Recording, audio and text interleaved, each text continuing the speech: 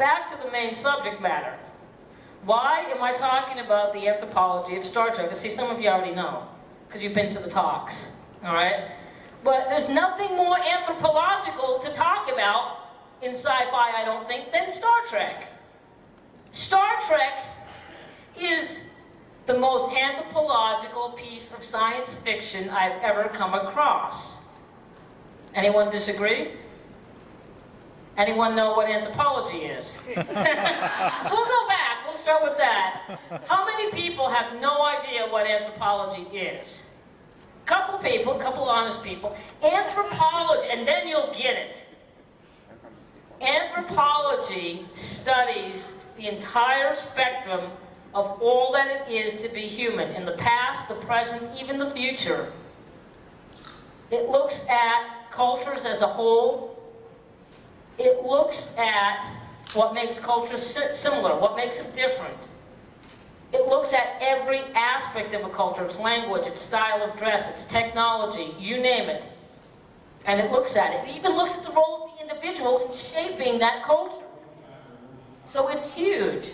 Anthropology is really anything you want it to be, as long as you're focused on the human. Therefore, back to my original point, Star Trek is probably the most anthropological of shows out there. And as a kid, I used to wonder, I didn't know about anthropology, but I knew what sociology was, and I'd be like, wow, this Gene Roddenberry dude, he's like a really cool sociology dude or something, you know? He's got this insight. And so it was that first attracted me. And again, like anthropology, Star Trek shares a prime directive. The American Anthropological Association has a very specific ethical guideline. In the course of doing your research, you never interfere with the culture of another. Kirk threw that out the window too. Kirk would be a very bad, not only Starfleet officer, but very bad anthropologist too, I suppose. And I think, unlike Starfleet, anthropology is a little more harsh in their punishment about that violation. Anyhow, Star Trek indeed does study the human condition right across space and time the same way that anthropology does. And it also focuses on the role of the individual. We could look at Kirk in several ways as a main individual who does propel cultural evolution. We could even use the example from the new movie and apply the Chris Pine Kirk as an example of the role of the individual and the impact that individual has, especially the Chris Pine one. I'm going to stop on that for a second. When looking at the individuality, we're looking at individual variability in thought and behavior. What one character throughout all of Star Trek stands out when we're talking about the level of variability that makes you stand out from everybody else? Kirk, Kirk, Kirk, Kirk, Kirk, right? Feel free to argue with me. Is there another one you like? Okay. Anyhow, the Chris Pine Kirk, if Kirk hadn't been such a misfit type of character with his own drive and his own vision of things, what would happen? What would happen to Starfleet as we know it? What would happen to the universe as we know it in these centuries? Be very different. So, sometimes when he does interfere, whether it's interfering with Starfleet, button heads with Starfleet, or interfering with another culture, sometimes some very positive things come about that preserve culture, that preserve biological organisms, that propel evolutionary change in a very positive way for other planets and also for Starfleet. And that's what's so important to take out of that, because each one of us is paying attention to the messages in Star Trek, and each one of us has individual variability in our thoughts and behaviors. We share common worldviews, we share a common culture, but we have that individuality that makes us us, and we have, therefore, that power to make that kind of a change in our society. And time again, I've met so many people who use Star Trek in their daily lives and talk about how important it's been to them, and how it's helped them not only change their own lives, but how they've used it in a positive way to change the lives of others.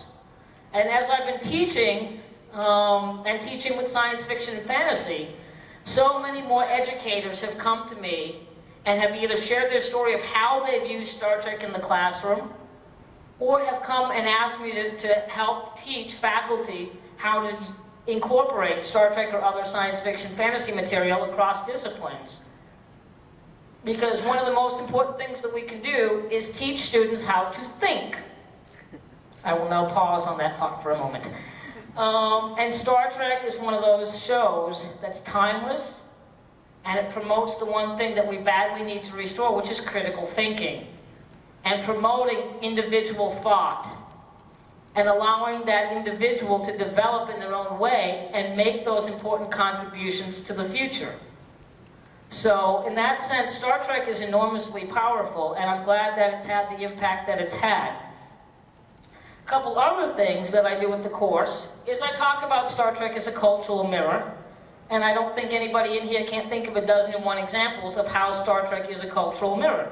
Star Trek takes our world, it may be the past, our past historical circumstances, politically, religiously, in terms of gender issues and so on and so forth. It may be our common mythologies, our common mythological past,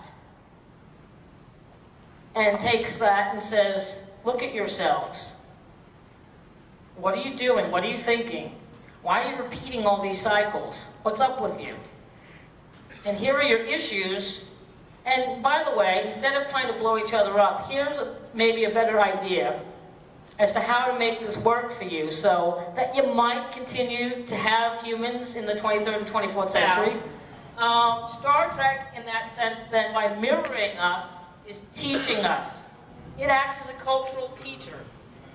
Okay, all fine and good, everybody's on board with that, everybody can think of 101 examples. We could talk about Cisco, and how this guy is tied to the prophets of Bajor, yet exists in a secular federation.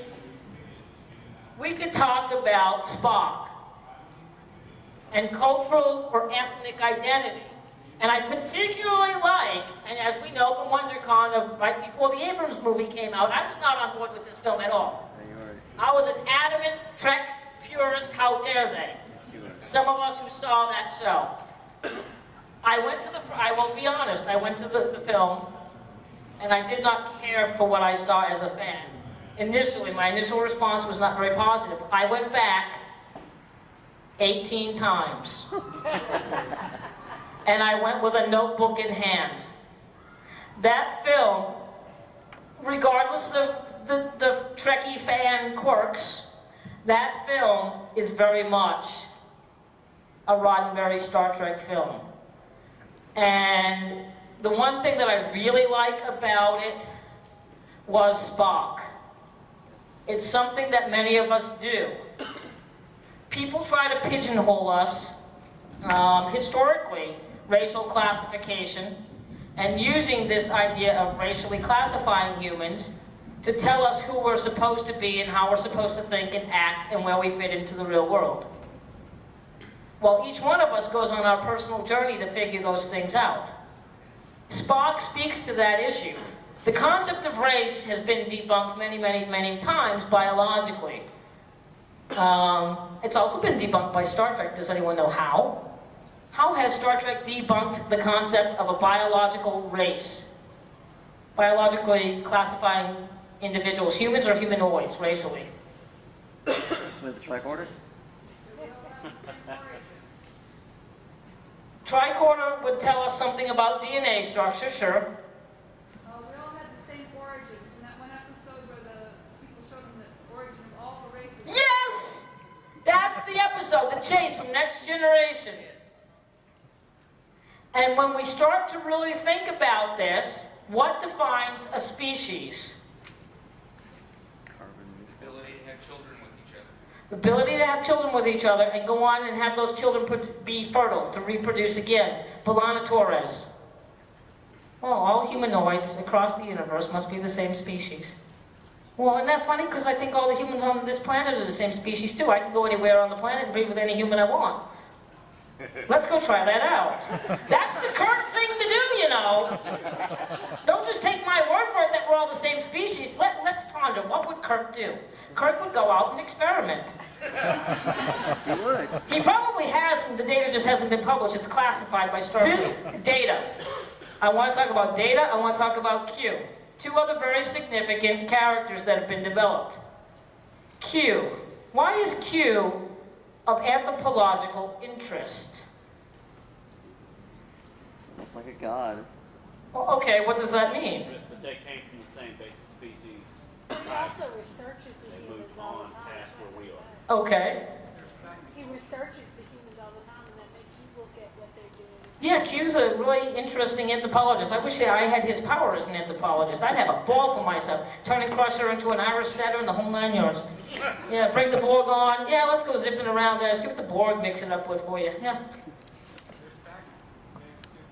From the Voyager shows that from their viewpoint, everything's boring, nothing's new to them. They just Do you know why? Did you see? Yeah, did you see what the continuum looks like? The continuum looks like the Midwest. Desert. I looked at it and I said, oh my gosh, the continuum is northern Illinois. I went to school there. I understand why they're bored. And it all made perfect sense to me after that. But yeah, you gotta go play with somebody because you're bored. You know, we could look at Trelane. A lot of people have said Trelane is a Q-type character, probably an early version of it. And I would say that's probably true as well, huh? He was a kid. Q squared. Well, right, but he had a lot of similar qualities and did similar things to, you know, in comparison to Q, the Q that we know as Q. And I find it very interesting. This character was enormously popular. Does anyone know anything about the archetype character, the trickster? The trickster, mythological character. What do you know? Loki, isn't it? Okay, but what does he do? What's this type of character do? He creates mischief and makes uses people. Origin of chaos. Against itself. Yeah. And by doing this, you're evoking responses by the individual that you're playing with to teach them something about themselves. And there was nothing better than when Q was in charge of the afterlife in Tapestry. And Picard dies. And Picard's like, oh, hell no, you're not in charge of the afterlife. Where is the Eternal Complaint Department? Oh no, I am in charge of the afterlife. Welcome. Now I will play with you for all of eternity. The biggest lesson that he teaches Picard is what? He messed with him pretty good. He says, okay, dumbass, you want a second chance because you think you're an idiot? You want a real heart instead of the fake one you got. Okie dokie, I give it to you. Classic trickster archetype. And our choices make us who we are. Your choices make you who you are, and you need to keep those experiences with you, because when Picard got his real heart and, you know, became this stuffy old guy that his friends will never speak to again because something's wrong with him, he's like, I'm pushing papers on the Enterprise. You can't be telling me this is real. Oh, it's very real. This is what you asked for. Well, hell no, it's not what I asked for. I'm supposed to be captain. Oh, no, no, no, no. You negated that. See, you wanted this. I gave it to you. What's your problem? You've got to be able to take the risks and do some things in the spur of the moment, because who you are sets the tone for everything else that you do. By Picard going back and saying, I don't want this heart. Well, okay, I'll change the circumstances. You won't make these choices you made as a kid. Don't worry, I take care of all that for you. But he played it safe. And so when he came out in the end, he was no longer able to take command. He's this little paper shuffling dude in the lower decks, having a nice time reporting to everybody else. And that's what the trickster character is like across the boards in many, many, many of our own stories.